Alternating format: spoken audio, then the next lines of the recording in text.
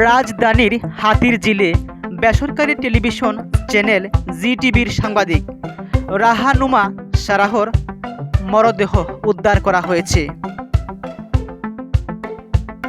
গত মঙ্গলবার রাতে সাংবাদিক রাহানুমাকে উদ্ধার করে ঢাকা মেডিকেল কলেজ হাসপাতালে নেওয়া হলে কর্তব্যরত চিকিৎসক তাকে মৃত ঘোষণা করেন। জানা গেছে যে সাংবাদিক রাহানুমা সারাহ তিনি জি-টিভির নিউজরুম এডিটর হিসেবে কাজ করতেন। তিনি কল্যাণপুরে থাকতেন বলেও জানা গেছে। সারাহ নোয়াখালী সোনাইমুড়ি উপজেলার ইসলামবাগ কৃষ্ণপুর গ্রামের বখতিয়ার শিকদারের মেয়ে। তার মৃত্যুর কারণ এখনও জানা যায়নি।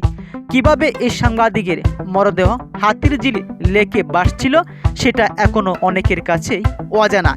সামাজিক যোগাযোগ মাধ্যমে হঠাৎ এই অকাল মৃত্যুকে মেনে নিতে পারছে না এই সাংবাদিকের অসংখ্য ভক্ত, বন্ধুবান্ধব, আত্মীয়স্বজন ও গণগ্রাহীরা। রাজধানীর হাতিরঝিল লেক থেকে উদ্ধার করে হাসপাতালে নেওয়ার সময় মোহাম্মদ সাগর নামে একজন পথচারী তিনি বলেছেন, লেকে ভাসতে দেখি ওই নারীকে। পরে অচেতন অবস্থায় উদ্ধার করে ঢাকা মেডিকেলে নেওয়া হলে চিকিৎসক মৃত ঘোষণা করেন। রাহানুমার বাড়ি কল্যাণপুর, তার বাবার নাম বখতিয়ার শিকদার।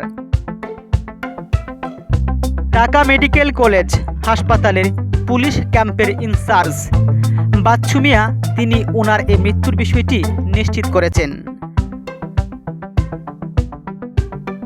সাংবাদিক রাহানুমার ফেসবুক ঘাটাঘাটি করে জানা গেছে যে তিনি অনেকটাই প্রতিবাদী ছিলেন।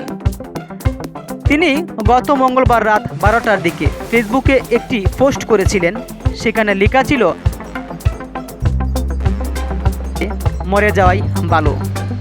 একই সময় ফাহিম ফয়সাল নামে এক যুবককে ট্যাগ করে তিনি আরও একটি পোস্ট দেন, তোমার মতো বন্ধু পেয়ে ভালো লাগলো, আল্লাহ তোমার মঙ্গল করুন, আশা করি শীঘ্রই তোমার স্বপ্ন পূরণ হবে। আমাদের অনেক পরিকল্পনা ছিল, দুঃখিত পরিকল্পনাগুলো পূরণ করতে পারছি না। তোমার জীবনের প্রতিটি ক্ষেত্রে আল্লাহর রহমত আসুক।